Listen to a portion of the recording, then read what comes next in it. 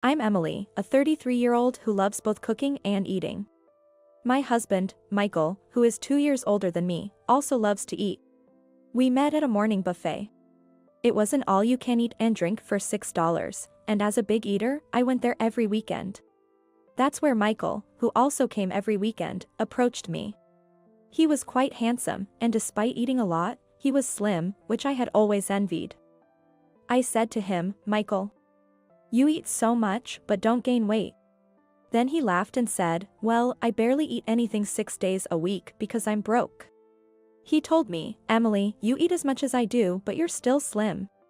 So I said, "I run in the park every morning and evening for this meal," and our conversation took off from there, leading to weekend buffet dates.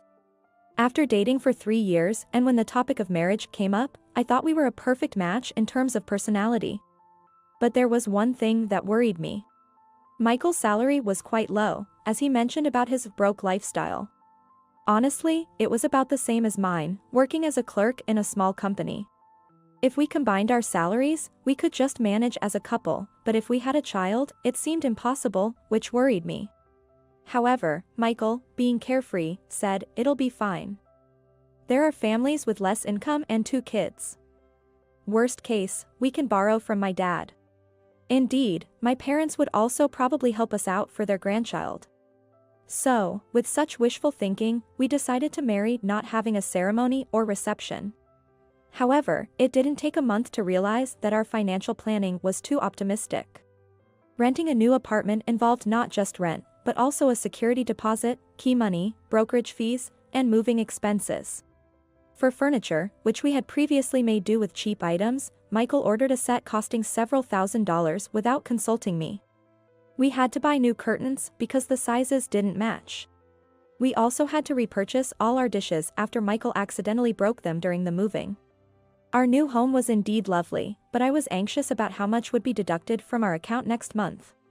Most purchases were on credit, and though they were paid from Michael's account, we agreed to split all marriage-related expenses. So the first bill after our marriage made me tremble. We needed to cut back on our expenses. We agreed to set up a joint account, each contributing a fixed amount monthly for utilities and essential marital expenses. And to discuss if funds fell short. But there wasn't much to cut back on. As we both worked full-time, we were only home 1 or 2 days a week, so our utility bills were already low. I switched to a budget cell phone plan, but Michael insisted on staying with a major carrier. For clothes, I shopped at fast fashion and thrift stores, but Michael refused. Even for cosmetics, I tried making my own, but Michael started ordering expensive hair growth products online. And he even tried to pay for them from our joint account. I complained, "Isn't it strange that we have to pay for your hair growth treatment from our joint account?" But Michael argued, "What are you talking about? It'd be embarrassing for you too if your husband was bald, right? So, it's an issue we should tackle together." There was no choice but to cut down on our food expenses. I utilized the internet for budget recipes, compared flyers from nearby supermarkets to shop at the cheapest one. Even if it meant dragging a shopping cart and walking 30 minutes, and took advantage of evening sales. I also borrowed wisdom from my grandmother, who was frugal since she was born in the early 1900s. Thanks to these efforts, our monthly food expenses, which were nearly $500, were reduced to $300. Of course, this was while still considering nutrition and taste. I was proud of myself as a competent wife, but then, hey, what's this $295.61? It looks like it was withdrawn at the end of the month. Michael, who happened to check our joint account, asked me, "Oh, that's for our food expenses for this month."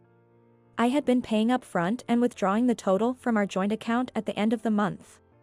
No way, $300 for a month? That's right. Isn't it great? Michael looked at me, who had just replied with a bit of pride, with disbelief. "What are you talking about? Why does it cost $300? What do you mean? $300 for a couple is quite low. No way, it should be more like $200 at most." I was so flabbergasted, I ended up staring at Michael as if to bore holes into his face. Sure, maybe it's possible if you're a full-time homemaker, diligent, and getting things like vegetables and eggs from your parents' farm. But I work full-time and my parents aren't farmers, so they can't send us anything. Honestly, I'm so exhausted every day from resisting the urge to take shortcuts with ready-made meals and still cooking after a long day at work. Moreover, Michael eats the amount of 2 men and even tries to buy snacks from our joint account saying, "I need sweets because I'm working hard for our life together." I've lost count of how many times I've snapped at him, saying, "Hey, our house isn't an all-you-can-eat buffet."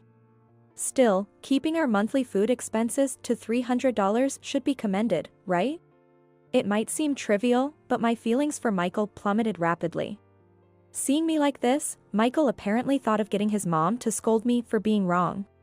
Out of the blue, he suggested visiting his parents' house over the weekend. I was actually hoping his mom, Susan, would give him a piece of her mind, so I agreed readily. Susan has been a full-time homemaker for 37 years, a real pro. She's particularly good at turning one ingredient into a variety of dishes. For example, with one radish, she uses the leaves for toppings or fillings, the skin for stir-fry, and the flesh for stews, leaving almost nothing to waste. Before we got married, I used to visit his parents' house and learn a lot from her. When we arrived at his parents' house, Susan immediately served dinner. Though she went a bit fancy knowing we were coming, it was her usual budget-friendly cooking: soy pulp burgers, egg and seafood stick omelette with sauce, and pickled vegetable peels. As we enjoyed the delicious meal, Michael predictably complained, "Mom, spending $300 a month on food is way too much. Tell Emily off, will you?" When I explained the situation to Susan, who was taken aback by Michael's sudden remark, she said, "Isn't $300 normal for a couple? I could save more as a dedicated homemaker, but Emily works every day. She's doing well enough." But Michael wouldn't budge. "Mom, don't defend her. I used to cook when I lived alone, and I spent only $100 a month." I said, "That's impossible," thinking there's no way that could be true. Then Michael started fiddling with his phone and said, "Look, here's the proof," showing me his budgeting app with a smug face. It was indeed less than $100 a month. See? Even I, a man, can save that much. But hey, aren't you just buying stuff like bean sprouts, instant noodles, and the like? I sighed. Sure, if you're eating super cheap stuff like 19-cent bags of bean sprouts, fish sausages for $1.68, 5 packs of instant noodles for $1.52, and 78-cent bread all the time, even going to an all-you-can-eat buffet every weekend would keep you under $100 a month. Susan was also astonished, saying, "No wonder you always gorge on meat when you come here." I'm appalled. His dad, Peter, sided with me, saying, "Emily is making balanced meals with affordable ingredients. You, who think cooking is just about filling your belly, have no right to act all high and mighty." But Michael, with his pride hurt, didn't say anything, just wolfed down Susan's cooking and stormed out. "Sorry, dear, he just doesn't understand how hard it is to be a housewife," Susan apologized to me. Peter even suggested, why not have him stay at our place for a month, doing all the shopping and cooking? He might understand how tough it is to make balanced meals affordably while working. But Susan was doubtful, saying, "But you know, if he doesn't like it, he'll just run away like he did just now." That's it. I have a great idea. I shared my plan with Peter and Susan. It was to send Michael to my grandmother's place. My grandma, nearly 90, is a tough woman who survived World War II. She raised 5 children, including my mom, in poverty, so she's ingrained with a luxury is the enemy mentality. She lives alone near my parents' house now, still spry, and loves teaching others. Whenever I'm stumped with menu planning and call her, she's always eager to share ideas for dirt-cheap meals. She might just be able to straighten Michael out. Peter and Susan agreed enthusiastically. When I called Grandma, she was overjoyed, saying, "I've been bored lately. This will be fun." The next evening, Michael and I went to my grandma's place. Michael, learning of my plan only upon arrival, protested, "Why do I have to learn this stuff?" But Grandma provoked him, saying, "Modern men are all talk. You must be bossing Emily around, thinking you can't handle budgeting." That seemed to rile him up. "Piece of cake," he declared, agreeing to visit her place from the next evening. But Grandma put him in his place, saying, "What about breakfast? You might as well live here, and he reluctantly agreed to stay with her. A week later, I got a tearful call from Michael. Emily, I'm sorry, I was wrong.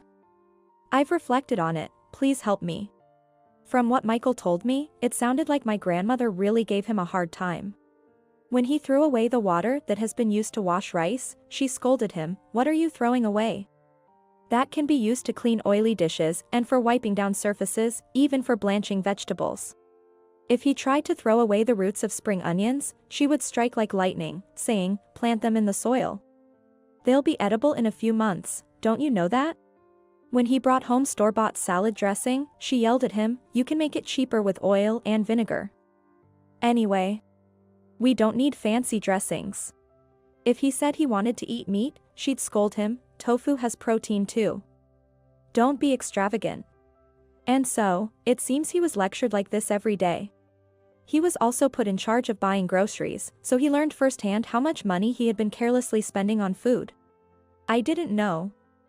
Meat and fish are that expensive. He never knew the prices since he only ate them at home when he was living alone.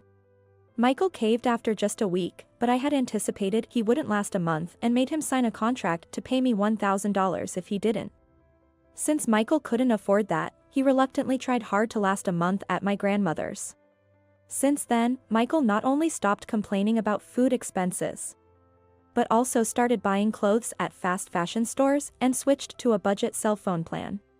It's hard to get a raise, so we need to save in areas like this. We want to have kids soon, he said, becoming very positive about saving money. Well, his real motivation seems to be, I don't want to be sent to that grandma's place again. But he still hasn't learned about cleaning and laundry, so I'm planning, somewhat cruelly, to send him back to my grandmother's for training once we have a child.